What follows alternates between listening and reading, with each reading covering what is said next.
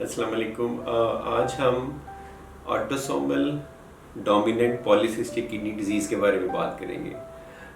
जो आपकी किडनीज हैं नॉर्मली उनमें कोई सिस्ट नहीं होती। जो किडनी इस तरह का स्ट्रक्चर है, अगर उसको खोल के भी देखें तो उसमें ब्लड वेसल्स हैं, उसका कॉर्टेक्स है, मेडल्ला है। नॉर्मली सिस्ट नहीं होती। कभी कभी कुछ लोगों की किडनी में छोटी सी एक पानी की थैली बन जाती है, उसे हम सिस्ट कहते हैं। नॉर्मली अगर ये सिस्ट किसी के किडनी के अंदर बने तो एक आधी सिस्ट हो सकती है, या बिनाइन सिस्ट उसे कहते हैं। और अगर कॉम्प्लेक्स हो या फिर सॉलिड मैस की सूरत में हो तो वो रीनल सेल कार्सिनोमा या किडनी का कैंसर भी हो सकता है। लेकिन ये जो एक आधी सिस्ट है या कॉम्प्लेक्स सिस्ट है या सॉलिड मैस है, ये डिफरेंट चीज़ है।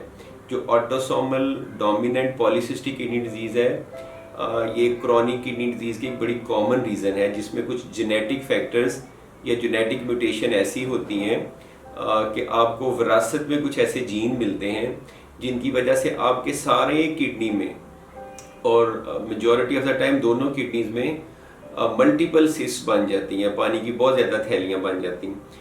अब ये जो इसकी फिर ख़ास डेफिनेशन है कि कितनी सिस्ट हो किस एज में, तो उसको हम पॉलीसिस्टिक किडनी डिजीज़ कहेंगे। इम्पॉर्टेंट चीज़ ये कि अगर किसी को फैमिली में किसी के फॉर एग्जांपल फादर में किडनी में सिस्ट बनती है तो सारे बच्चों को अपनी स्क्रीनिंग करवानी चाहिए कि कहीं उनके किडनी के अंदर ये वाली सिस्ट तो नहीं बनी हुई। अब इसमें सबसे इम्पॉर्टेंट चीज़ ये कि जो कॉमनली लोग प्रेजेंट करते हैं वो ये होता है कि जैसे आपकी यंग एज है, आपको किडनी वाली जगह पे थोड़ी सी दर्द हुई या पेशाब में खून आया या पेशाब का इन्फेक्शन हुआ या गुर्दे में पथरी बनी, तो आपने अल्ट्रासाउंड करवाया तो उसमें आपको ये सिस्ट मिलेंगी। अल्ट्रासाउंड इसका डायग्नोस्टिक टेस्ट है, लेकिन सीटी और एमआरआई वगैरह भी हो सकता है, उससे भी आप इसको डायग्नोज कर सकते हैं। अब इसकी कॉमन जो प्रेजेंटेशन है, जो इसकी कॉमन इलामात हैं जिससे आपको पता चलेगा कि आपको ये हो सकती है, एक तो ये कि इंसिडेंटली किसी वजह से आपने अल्ट्रासाउंड करवाया और उसमें आ गई। दूसरा ये कि आप में फैमिली हिस्ट्री थी और आपने इस वजह से अल्ट्रासाउंड करवाया स्क्रीनिंग के लिए और उसमें आपको पता चल गया। तीसरा ये कि आप में किसी वजह से आपका ब्लड प्रेशर ज़्यादा है फॉर एग्जांपल, तो डॉक्टर ने जब ये जानने की कोशिश की कि आपका यंग एज में ब्लड प्रेशर क्यों ज़्यादा है और उस रेफरेंस में अल्ट्रासाउंड करवाया तो उसमें ये सिस्ट आ सकती हैं। या आपको बार बार पेशाब का इन्फेक्शन हो रहा है, या बार बार आपके गुर्दे में पथरी बन रही है, या आपकी क्रिएटिनिन ज़्यादा थी, क्रिएटिनिन ज़्यादा थी और वो परमानेंटली ज़्यादा थी, गुर्दों की जैसे दायमी बीमारी हो जाती है, क्रॉनिक किडनी डिजीज़ हो जाती है। तो आपको डायबिटीज़ भी नहीं थी, अदरवाइज हाई ब्लड प्रेशर भी नहीं था। तो जब उसका सारा डायग्नोस्टिक वर्कअप हो तो उसमें पता चल गया कि आपके किडनी में बहुत ज़्यादा मल्टीपल सिस्ट हैं and you have autosomal dominant polycystic kidney disease.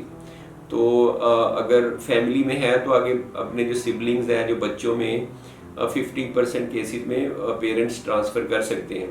तो अगर किसी की फैमिली हिस्ट्री है तो स्क्रीनिंग करवानी बड़ी ज़रूरी है, क्योंकि स्क्रीनिंग करके अर्ली डिजीज़ में डिटेक्ट करके आप इसकी काफ़ी हद तक ये जो सिस्ट फॉर्मेशन और उसकी ग्रोथ का प्रोसेस है उसको इनहिबिट कर सकते हैं। तो एक तो प्रिवेंशन है कि आप अर्ली डिटेक्ट करें, प्रिवेंट करें। दूसरा फिर ये कि आप जो है ना, जब भी यूरिनरी ट्रैक्ट इन्फेक्शन हो उसको फौरी तौर पे ट्रीट करें। अगर किडनी स्टोन बने तो उनकी ट्रीटमेंट करें। हाइपरटेंशन इसमें होता है ऑलमोस्ट सारे केसेस में।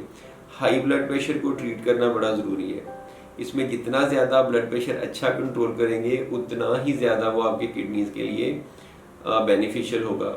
एक ख़ास ग्रुप ऑफ ड्रग्स है एस इनहिबिटर या ARB जिसे कहते हैं, वो देनी बड़ी ज़रूरी है, क्योंकि उसके देने से स्टडीज़ हैव शोन कि आपका सिस्ट की ग्रोथ और सिस्ट फॉर्मेशन का प्रोसेस इनहिबिट होता है।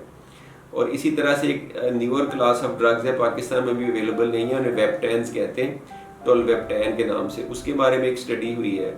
उस स्टडी में इट हैज़ बीन शोन कि अगर ये ख़ास डोज में दी जाए तो ये सिस्ट फॉर्मेशन के प्रोसेस को इनहिबिट कर सकती है, उसकी ग्रोथ को रोक सकती है, ज़्यादा सिस्ट फॉर्मेशन को कम कर सकती है। लेकिन इसके अपने साइड इफ़ेक्ट्स हैं, लिवर वगैरह भी इफेक्ट होता है इस मेडिसिन का। इसी तरह से बड़ा ज़रूरी है कि जिन लोगों में सिस्ट बनी है उनके और ऑर्गन्स भी इफेक्ट हो सकते हैं। उनके जिगर में, लिवर में भी सिस्ट बनी हो सकती हैं। उनके ब्रेन में एनोरिज्म्स बन जाते हैं जिसकी वजह से स्ट्रोक या ब्लीडिंग या हेमरेज हो सकता है। तो अगर किसी में पॉलीसिस्टिक किडनी डिजीज़ है नंबर 1 वो नेफ्रोलॉजिस्ट के पास जाए, नेफ्रोलॉजिस्ट के साथ फॉलोअप करे। नंबर 2 अपना ब्लड प्रेशर अच्छा कंट्रोल करे। नंबर 3 एसी इनहिबिट या ARB जैसी जो मेडिसिन है वो लें। नंबर 4 बाकी सारे फैमिली मेंबर अपने आप को चेक करें, स्क्रीनिंग करें कि they might have chronic kidney disease. और नंबर 5 अपना एज रिकमेंडेड बाई डॉक्टर अपना जो ब्रेन का इमेजिंग होती है जैसे MRI होता है वो ज़रूर करवाएं, ताकि अगर आपको वो एनोरिज्म या भी मैलफॉर्मेशन मिले तो उसका टाइमली इलाज किया जा सके। और खुदा ना खास्ता अगर पॉलीसिस्टिक किडनी डिजीज़ की कोई ऐसी ट्रीटमेंट नहीं है जिसको कम्प्लीटली ठीक कर दे, ये प्रोग्रेस करते करते एंड स्टेज किडनी डिजीज़ हो सकती है, तो उस केस में सारी वो ऑप्शंस आपके पास अवेलेबल हैं, पेरिटोनियल डायलिसिस, हीमोडायलिसिस या इवन किडनी ट्रांसप्लांटेशन।